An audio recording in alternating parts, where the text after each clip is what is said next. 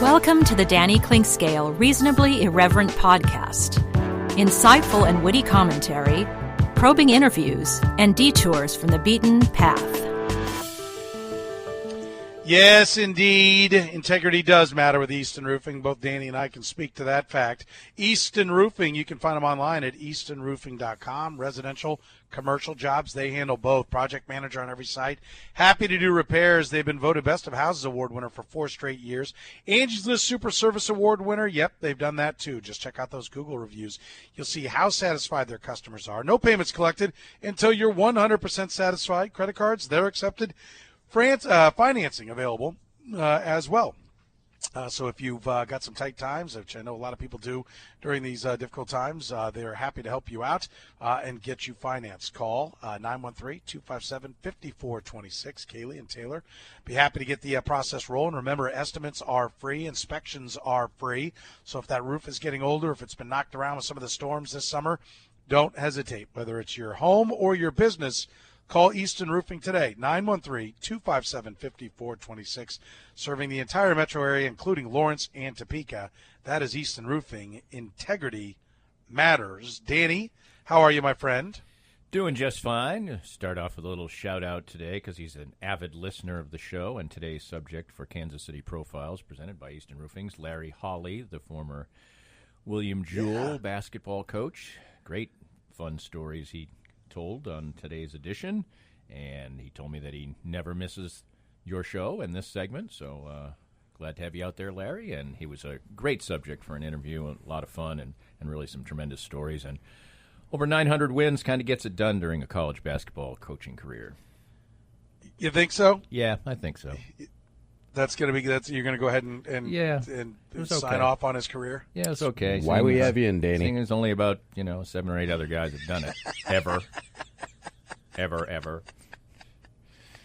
So, Jed, that was great. I like that. Jed gets to taunt me right in the same room today. So, I know, isn't that great? I know how happy you are about that. Oh, hey, Jed, the Drake, a little change of pace. Danny's just Nice. pleased that I will be able to email him this segment in a timely fashion. I know that was his big rub last time I took a Friday off. He didn't think you emailed him quick enough? I didn't No. email him at all. Apparently there was some sort of snafu with Curtis. I'm not stunned, being nervous and not being able to figure out emailing a file. It's more that Jed is so good at it. It's not anything negative about somebody else. It's that he's so prompt. I'm spoiled rotten. So, Well, all right. Yep. We'll try to get him back on his toes. So should I be recording this then? Is that what you're saying? It's fine. We don't need it. Danny doesn't say anything of consequence ever. Yeah, that's right. We don't We're save all this good. for posterity, no. Yeah, we're all good. All right, Danny. Let's start with the. Where do you want to start? Do you have anything that you're big on? I'll start where you want to start. You usually give me the choice. I'll give you. You sounded like you had a bee in your bonnet. Another horrible old phrase, but yes. What say you, Soren? You lead the way. Well, I mean, on the Native American thing, I haven't had anybody fire back with anything that I'm like, dude, you're seriously a horrible human being. Like, I haven't had to have that thought. I've just had some people. I'm like, just take a minute. And then literally, it's so little you're being asked to do. If you really value the name, just do it. Yeah, I mean, all they're being asked right now is to not, paint your face and wear a headdress. And they're deliberating on the chop. And then the chop. I think the chop is ultimately going to be gone. Right, and I don't. It's wildly, it's very offensive to a significant. Now, is it a majority? And we could talk about why it isn't. A segment of our population. It's not, people's heritage is not a play toy, and that's basically what the heritage of a group of people was being used as, a play toy, a fun thing for you. And that's not what the heritage of human beings is. It's important to them. So, and it's such a little the little sacrifices that people are screaming and yelling about making these days are just absurd. It's absurd. I mean, what will you have lost if you can't take your right arm and rest it instead of making a first down signal with it. I mean, come on. I was a little surprised. They're actually there's going to be fans tomorrow at the practice. Yes, 2,000, upwards of 2,000, with another practice session that is scheduled to have upwards of 5,000. Are these by invitation only or something? I didn't see how they were being done. I mean, I think you have to be a season ticket holder. Well, I would be able to get there. Assume that, but there's thousands more of those. I don't know. There's, right? This just seems just like such a bad idea to me, especially this. Well, I will say this for practice. I mean, I guess you can say, oh, we're getting to do a run through and see how the logistics work and everything. All we've seen over and over again through this process is that large gatherings of people have not been a positive. And the things that are, and even the quotes almost ring a little absurd. Mark Donovan says, we feel this is worth doing, but if it's going to be successful, our fans, we're trusting our fans to act intelligently and with discipline. Well, I mean, what have we seen in the past 6 months that gives us any indication that right? Especially under these circumstances, fans who are going to be yelling, you have to have your mask on except when you're drinking or eating. Well, these people are drinking the whole game. I mean, this was pointed out in Vahe's column the other day. He said he put it in the context of this is encouraging the fans to drink more. Well, I'm drinking. I can't have my mask on. I'm drinking. I mean, you can really make it. Many fans, if they're going to have beers at the game, they have a beer there the entire game. Now they're not they don't have it up to their mouth the entire. But if somebody comes around to say something, they just pick up the beer and take another swig. So. Right. The way they're doing the pods is better, but there's going to be cross-pollination. Every one of those pods you're going to tell me is just a family who's been living together the whole time. Baloney. Well, I'm not even going to go. I'm not going to waste any time going down that road. I would simply the thing that but people are going to. I'm torn. I am torn. I got to be honest with you. I'm torn from this standpoint of. People are going to do what they're going to do. So is every business supposed to shut down in a futile effort to change their opinions? Like when the country has proven that so many people just aren't going to commit to being a part of the solution, is every business supposed to just completely shut down because so many people are morons? Well, are we just going to give up? I mean, in a way, that's what it is. Yes, I hear you.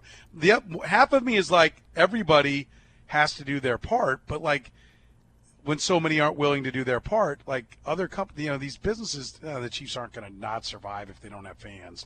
But I understand other businesses, if it's like you're in there and everyone's wearing a mask and one person comes in that's not, I mean, are we all going to, and they don't just go and immediately physically kick their ass right out onto the front of the store. Are we then to boycott that business that's hanging on by a string and is like, listen, I need every dollar I can get. And trust me, I'm not thrilled that I'm having to breathe this guy's exhale in, but I'm also not thrilled that I'm not sure how I'm going to pay my mortgage, or I'm not sure how I'm going to pay the rent on the store this month. I mean, it's not easy. It's not an easy answer. No, there are people that I think there are some people that would like to do the right thing. Let me just finish this. Sorry, sure. Danny. Yeah. There's some people that would like to do the right thing, but they're almost, because of so many people, they can't. And the Chiefs aren't at that point that they just, listen, we're going to lose the Chiefs if they don't let people do whatever. Two things I would say in favor of what they're doing today. One, or what they're going to do tomorrow. One, it is a bit of a dress rehearsal. Can this pod thing work? I don't think there's any chance they're going to have these two practices and go, we gave it a shot, so sorry, here's a refund for all 3 games you guys have already bought. I don't think that's going to happen, but theoretically that's what this is. If nothing else, it does start to get their stadium personnel, at least they get some practice at what they're going to try to do during the games with, an eighth of the crowd this time and a third or a fourth of the crowd next time. So there's something to be said for that. I think that needs to be recognized for the Chiefs. And then, the other part, I can't remember, so go ahead. Well, I mean, the whole thing, let's face it, we all know the whole thing sucks. I mean, it's terrible. But part of this also is optics. This is a significant trendsetter in our community, okay? And if what we see is a bunch of people having a good time, breaking rules and everything else, and then people are going to say, hey, look, life is back. We've got football. We've got fans. I was wearing a mask. I was going along, but screw that. I mean, right. So and that seemed to be what happened. It's just like the people who are, literally on the television news doing a live shot. Many times they don't have to have a mask on, but it's the idea that, hey, we're supposed to be wearing a mask. We're in public, so I'm going to do it while I do this particular thing. It's an example being set. I think your point, and for the example, I remember what my other point was. I think you're right from the standpoint that, as soon as they said, okay, phase one of the reopening, well, nothing has changed from the day they said we're reopening on phase one. There's more masks. I don't want to say nothing. More people wear masks. But for the most part, everybody just was back to normal, right? There was no phasing up. They kept saying, okay, now here's a new phase. I was like, well, everyone's already doing that anyway, so I don't know what we're even having these things for. Once they were given a little bit, a lot of people took everything. My flip side of this would be, just because I know there are some people that have had a similar experience in the parking lot. Sam McDowell referenced it. They have not, like, the idea of the Chiefs, like, you laugh and they're like, well, we're counting on our fans to be, what was it? How did you put it? I think it was responsible and, responsible. Yeah. Their fans have never, a large portion of their fans have never been responsible, and the Chiefs have never held them accountable. I'm sure people are tired of me saying it, and this will be one of the last times I say it. One of the last straws for me on my tickets was people standing up, and we paid end zone club level, which isn't over on the side. They're the cheapest club level tickets you could have, but we bought the club level because we didn't want to have to stand the whole game. Now there's a thing that says please, refrain from standing, right? Everyone knows the whole lower deck you're standing the whole game. The Chiefs have never even tried to police that. Well, it was making its way up to the club level as well, and I think partially because the Chiefs got good, and so people that were used to sitting in the lower level, the only tickets they could buy were the end zone club level seats, which you see are vastly empty and have been ever since the renovation. And then they were just carrying forward what they knew as the norm, which was to stand the whole game. And it's when they would start getting drunk and they were turning around screaming at my 75 at the time year old mom, you have to stand the blank up. Like, that's it, because I'm going to end up punching somebody out. And I don't need to be arrested and go to jail because the Chiefs can't tell somebody to sit their ass down. All right? And so I think this is one where it's not going to work. And if they do end up being a what do you call it, a super spreader location, they're going to have to accept some blame, because I know there are other people that are frustrated trying to, people that are older and have to park in the handicap spots, and they try to drive in, not 2 minutes before the game, but like an hour before the game, and it's almost impossible for them to get to the front row because they do not enforce people's tailgate being within the lines. Like, you just can't get down rows. And people walking in front of cars and not letting them pass. And it's a very difficult situation, and the Chiefs have just let it go, and they don't police it. At least they don't have the manpower to truly police it. I believe with a handful of people they do. They try, but they're massively overwhelmed. They know it, and the norm is that at Arrowhead, and I think this is true of the whole NFL, none of the rules really apply because they're not going to enforce any of them. So why would they think that that's going to happen this time? It won't. No, it won't. And, at least, I think throwing your hands in the air is just going to make this situation go on longer and longer and longer. I mean, I think, I don't know if I mentioned this in this platform. Of course, I do a million podcasts, so I forget. But, in France, they're considering restoring their mask order, okay? How many cases they had, like the day that they said, well, we're pondering it, we've had a little bit of a spike here. They had 300 in the whole country. And they were considering putting the mask thing back in. I mean, think of how far ahead they are.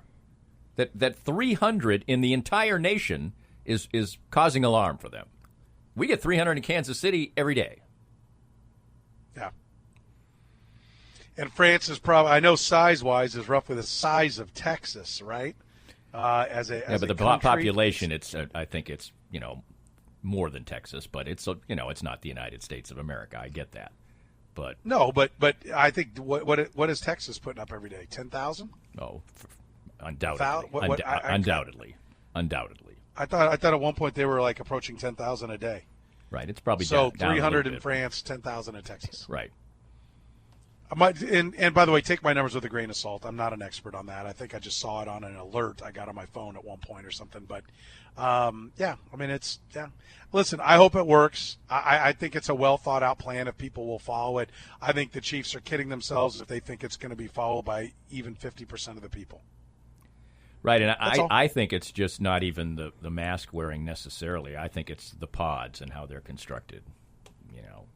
You're supposed to be in a pod with people who basically you're immune from because you live with, and it can be up to six. I don't know, but that's going to be violated on a routine basis, no question. Tell me the halftime restroom. That doesn't sound good. Although there are a lot of restrooms and they're designed for a much bigger crowd, so maybe it will be a little bit better than we think. I'm open to it. I hope it works. I don't know how the bathroom situation is going to be better when people are just actively drinking to avoid wearing their mask. That doesn't seem to correlate. I don't necessarily. Well, think maybe they'll have to go in more, the second quarter. Right, they'll have to. Well, it'll be easier to get there. I absolutely think they're going to drink more. I absolutely think that the ones that go will drink more because they are finally getting out, and it is going to be like party like it's 1999.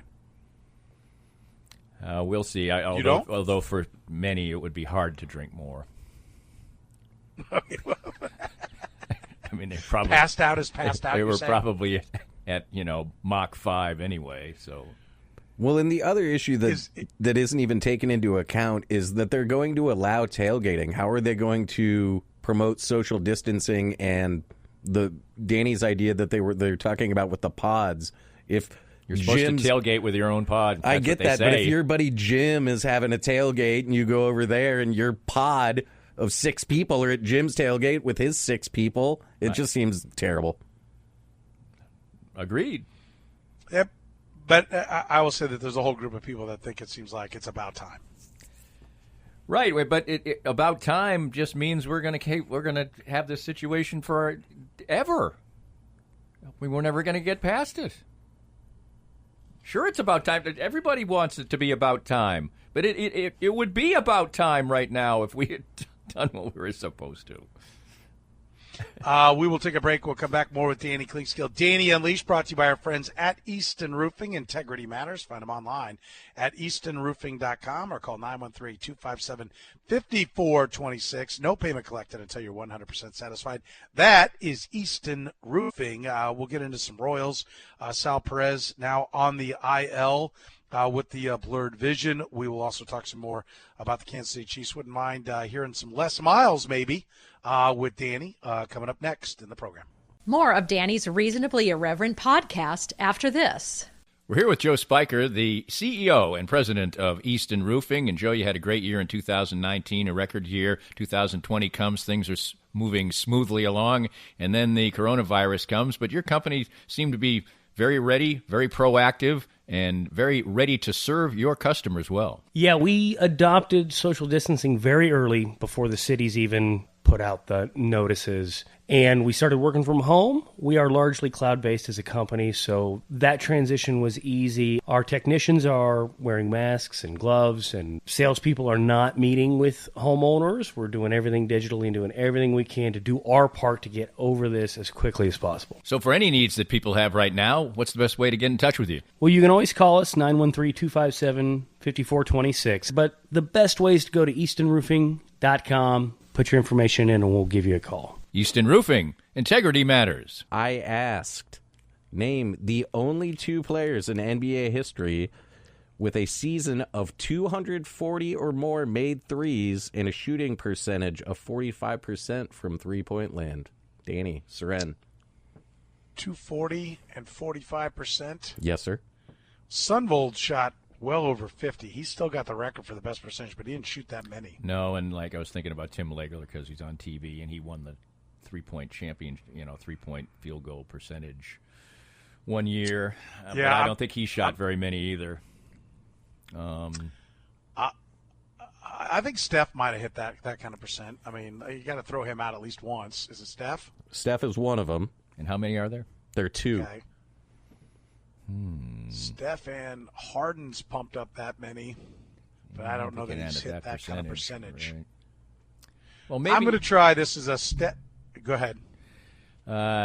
This is another one where does he shoot enough? And now, of course, his name is flying right out of my head. The guys went to Creighton. What's his name? Kyle Korver? Kyle Korver. He usually shoots a decent amount, but Jed is shaking his head, so apparently that's not the one. Nope. I will go with Klay Thompson. That it's a all Warrior field. It's not an all Warriors thing. The other guy, I don't think you would get in a million years. Though, Soren, you'd have a better chance Give than me a clue. Danny. He went to the University of Michigan. The Heat guy. He was on part of my championship team. Yep. 55. Yep. What the hell is his name? Duncan Robinson. Duncan Robinson. Yeah, picked him up this year. You got to always, if you're going to win a championship in fantasy sports, you're going to have one stud pickup. And Duncan Robinson was my stud pickup this year. He had 24 last night in a win, 109-100 for the Heat to take a 2-0 series lead, hit 7 threes. I saw a very cool chart, Soren, from our friend Kurt Goldsberry, the author of Sprawl Ball, showing the percentage of shots that Duncan Robinson has made. There was a collection right around the goal, which for layups or dunks, and then all the rest were threes. He didn't have any mid-range twos. He didn't have anything at the elbow. Nope. It was all threes and then lay-ins. Yeah, and that's where we're going, right, with the game. That's what it is, I mean, that's efficiency basketball. Don't take the inefficient shots where your percentage comes down a little bit, but you're only rewarded with a 2. You're better off backing it up and taking the 3. What's just insane are Steph Curry was starting to take it out, but now, Dame Lillard and I just Trae Young his name the other day. Well, Trae Young too, but James Harden even. That's what I was trying to think of. James Harden, they're just moving back. They're defending him out past the arc, and they just keep moving back and letting it fly, and they're still knocking it down. It's amazing. Joe's Kansas City has an app which you can put your to-go order in right now. Make sure you download it. It's the easiest, fastest way to get the best barbecue in the world. Joe's Kansas City Barbecue. Go to joeskc.com for any details. Just go to your app store and get that Joe's Kansas City Barbecue app. It is absolutely fantastic. It works perfectly. You will love it. It's Joe's Kansas City Barbecue's app. We're talking to Danny Clinkscale here in the program. Danny, let me let you hear. I don't know that we want to do all 2 minutes. I'll tell you when to pull it down. I haven't heard it. I've heard people 5. talk about it, so I wouldn't mind listening to the 2 minutes. I'm going to – okay. I'll let you listen to it. We might pull it down about halfway through when he actually gets to the question. Right. It's 2 minutes and 7 seconds. Just leave my mic up, Drake, and I'll let you know. Sam Mellinger asked him about what definitive differences he sees this year over last year that lets him know that the program is moving in the right direction. I had a difficult time hearing you, but I'm going to try and then redirect me if you get me out there a little bit. And I don't. The changes that were made here a year ago were by design. As soon as that COVID-19, and I can remember the day, China, it's coming from China. Hey, it ain't going to get here. It is not going to get here. This is United States. It's a long way from China. And, but that China has really changed our society, and from fast food to, all the different changes that you've been required to make, and you do so to enjoy your lifestyle and the things that you're doing. I want you to know something. COVID-19 made a lot of adjustments in this style of life that we're living. And I'm glad that we have a chance to play a football season at this point in time, because I think it makes it more normal. And I think everybody wants to see football take the field. And again, we're happy to be a part. My changes, our changes, we've got some great coaches. We got guys that I think Dermot's going to do a better job, and he did a great job a year ago. I think he'll do a better job this year at offensive coordinator. I think DJ Elliott will have another year worth of improvement.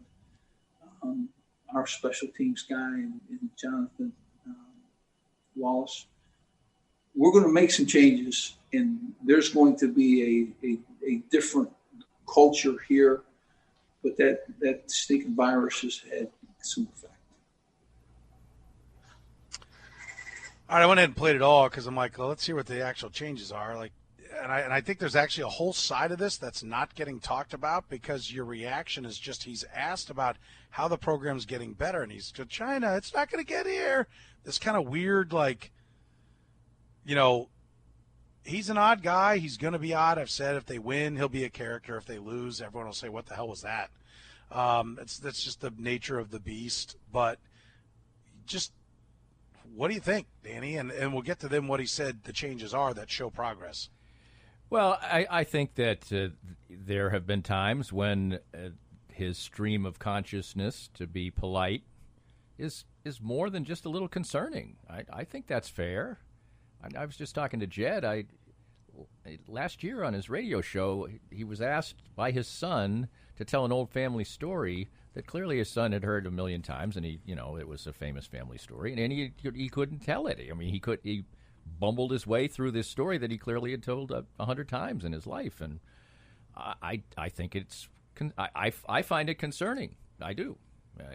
You hope that that's not the case, but I can't just not say what I actually am thinking, that there's some concern there about his faculties. All right, and I think people, like I said, tell he's winning. People, that's a fair response to have. The next thing that jumps out at me, though, is the part that he did say is basically like, we got a few coaches that are better and a couple of guys that are going to coach better. I mean, if you just said, okay, let's forget about the part that's like unique, to use a better term. He seemed to just say, well, the problems, or any problems we did have, was the fact that we had some coaches that sucked. Like, right. Not like, hey, this guy's better than this spot we're better, here we're better. It was like, hey, I got rid of some guys that kind of sucked. Right.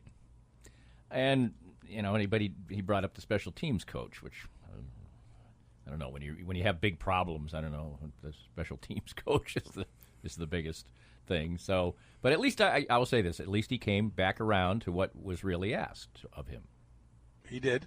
So, and he did say at the outset that he had a little trouble hearing the question, but that didn't seem quite correct, because he did seem to start off answering the question that was asked. Well, it seemed to me like he had his China. Yeah, he had his China spiel locked and loaded, and he thought, well, this might be the only shot I get to do it. And so he's like, well, grab me if I, kind of get out there, which was like, get ready because I'm going out there. So, I mean, I do think he was aware of what he was doing from the standpoint of you talking about, like, okay, is he mentally, have all his faculties? I think he called a shot. Hey, I'm going out there. But I think he, for whatever reason, wanted to get that out there. But it wasn't even as if he was blaming, some people have blamed China, whatever. He didn't even really do that. He just was like, boy, China's a long way away. I don't think the virus will make it here. He didn't say it's China's fault. He just said, well, I'm surprised. It made it across the ocean. Imagine no one's ever been on an airplane. I think there's that whole side of it. I do think the part that's not getting mentioned is, like, what did he say is better?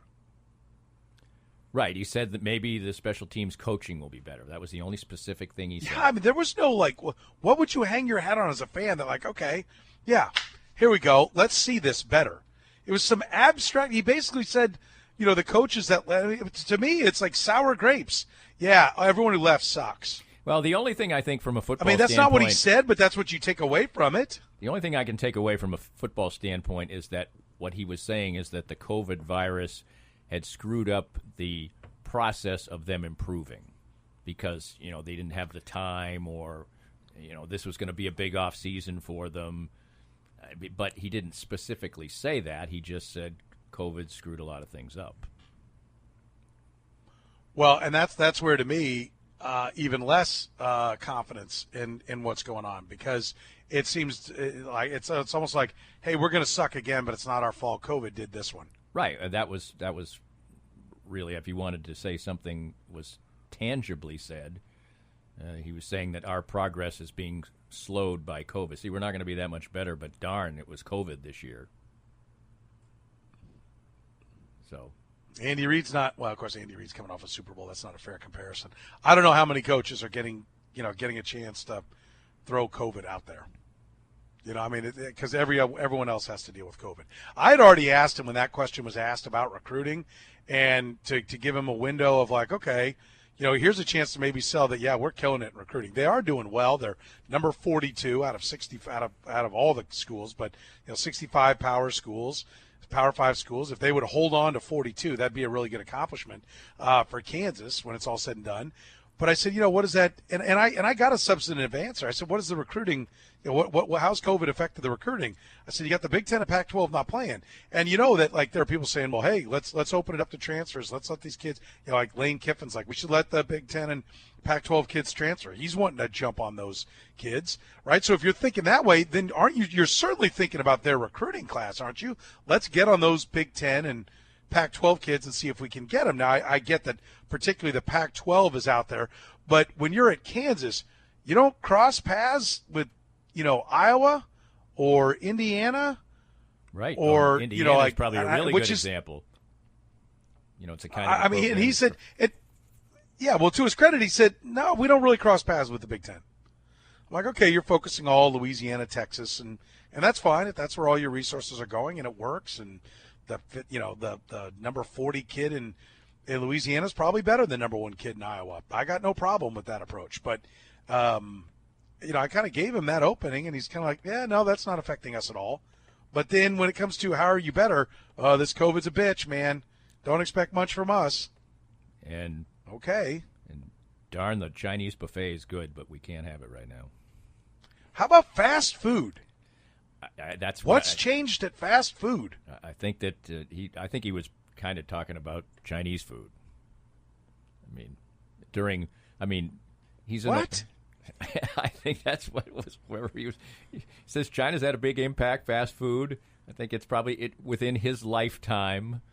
Chinese restaurants being everywhere is probably a development. I think you've lost your mind. Danny and Les Miles both. No, he said Chinese. It was in the same sentence where he talked about China's impact and fast food. Fast food is not Chinese food. Well, I'm not saying that he got it right. I'm just saying I think he attuned Chinese food to being in the fast food category. Yeah. Okay. I don't find Chinese food fast food. I lament not going to the buffet. I'll say that. I think he's under the impression that they're not selling Big Macs anymore or something because of this. That's how I took it. Well, I think you could probably put anything you want on that diatribe. Really.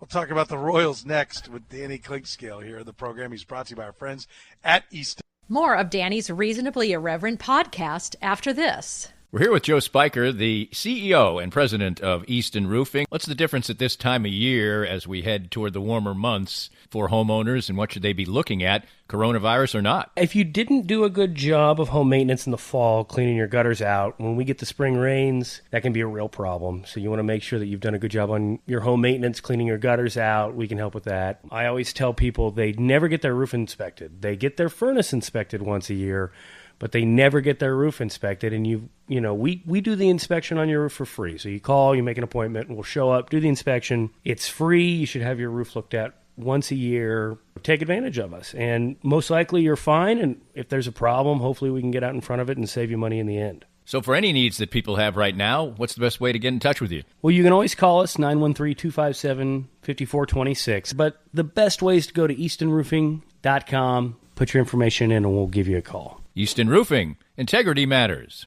You're in the program here on Sports Radio 810 WHB. We're talking to Danny Klingsky, a little Danny Unleashed, brought to you by our friends at Easton Roofing. Integrity matters.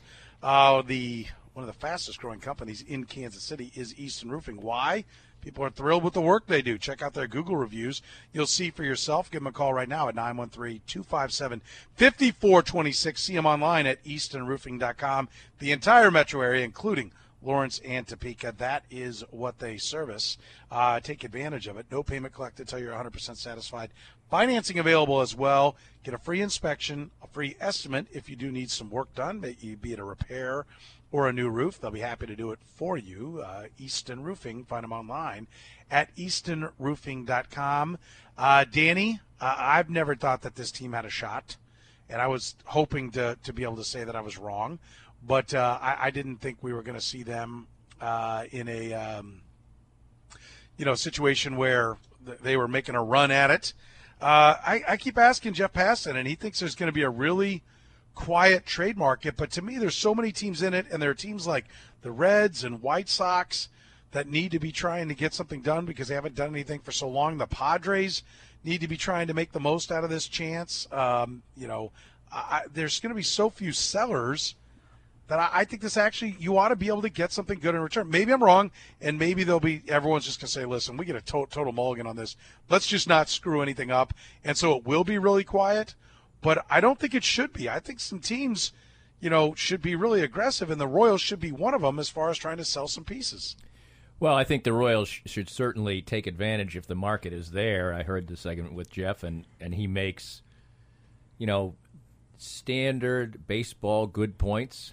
But I don't think there's anything standard about what's going on these days. Now, it's not going to be the greatest year to put a playoff appearance up on the board because you're not going to get a lot of the benefits from it because, in all likelihood, there's not going to be fans in the stands.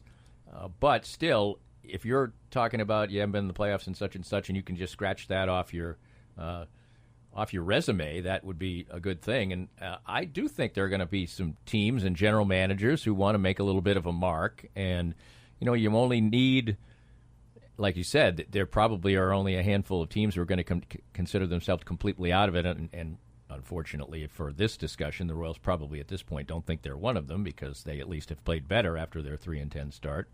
But I'm probably somewhere in between you and Jeff. I understand his logic, but I think there are going to be teams that, general managers who are in the second, third year of what they think is a build, like you say, the White Sox, they seem to be turning a corner, and that they will want to do something else. The player evaluation standpoint, that probably does make some sense as far as getting prospects, but you should, you would have only had one more half season of judging prospects anyway, and you would have scouted said prospects when they were coming up and had some feelings about them and their projectables. So I agree with you. I think the Royals should be aggressive because what we're seeing, unfortunately, I do agree with you that I think one of the pieces that they perhaps could have used, Adalberto Mondesi, he's just playing so bad and it's continued for so long that I don't think that's a great piece anymore. But you might be able to get something for valuable people in such a shortened season that might have been more difficult before. I mean, Ian Kennedy before, if it was going to be, you got to pay him for 50 games, that's a lot. Well, now if you got to pay him for 20 games, it's not so much. So I think the Royals have some things that they can do. I do too. Do you think they'll do anything? I'd be surprised if anything really significant happened, but because, I think the key is if there is still some kind of market for Mondesi, because besides that, what are you going to do? I mean, that's the problem for the Royals. That's the thing is I think there's a lot. I think there's a lot that actually can be done. I mean, I think if you look big picture, I think Hunter Dozier can hit, and he plays all over the place, as far as he can play first, third, right, left. And so he's your typical NL guy. And a team that gets him would have some control. So I think you can get high-level, low, way-down prospects for him because you're not just trading a guy that can help a team now. They've got him, and he can be part of the plans. And he's 29 years old, and he's not getting to free agency until he's like 31. And maybe I'm wrong. Maybe he's 28, and he's going to get – but I was looking. He's free agency. He's going to be at like age 31. I mean, I like Hunter Dozier, but like by the time you're ready to win – he's going to be like where you are with Whit Merrifield, and by the time you're ready to win, Whit Merrifield's probably going to be old and not what he was. Right, so I do think. I think that unfortunately, I think that they would think of Hunter Dozier as younger, even though his birth certificate says what he is, and more of a core piece. I think you could. I think there's still value in for other teams in Whit Merrifield because I think he is still an athletic player for his age, and I think that most people will think that he is going to be a viable player into his late 30s. Yes, I think the Royals do have some pieces that are marketable. I'd be surprised if they did anything with Dozier. I'll say that. I'd be a little stunned if they did anything with Dozier. Merrifield. Well, and it's don't you think it's because they fall in love with their first-round picks and they just overvalue their own guys? Right, and we don't think of Dayton Moore as this guy, but they haven't done very well with their first-round picks on the whole. So, they've got one that finally is coming around when it looked like maybe he wasn't going to, and that they probably will increase their view of him. I think there's not much doubt about that. Yeah, and now Salvador Perez, if you were going to talk about trying to move Salvador Perez, that's out the window. That's not going to happen. That's a little scary, that's for sure. And that's really scary. Yeah, and they, he was playing really good ball. He was hitting the ball the best on the team, basically, and that's a big loss if they actually maybe that particular loss, even for these 10 games, will be something that might have them leaning more in the area of, breaking up or making deals when maybe they weren't going to before. Yeah, I think they. I don't know. I'll say this: anyone who's like, hey, we need to go for it with this team, if they don't take off, needs to be listened to a lot less by the organization. If he had guys saying, no, it's 60 games, anything can happen. Not really. Danny, you're the man. Have a great weekend, buddy. We'll talk to you next week. Sounds like a plan. This podcast was made possible by our great sponsors like Easton Roofing, the presenting sponsor of Kansas City Profiles at the Danny Kling Scale Reasonably Irreverent podcast. Easton Roofing, where integrity matters. We hope you enjoyed the latest Danny Kling Scale Reasonably Irreverent podcast. Come back soon for something fresh and new.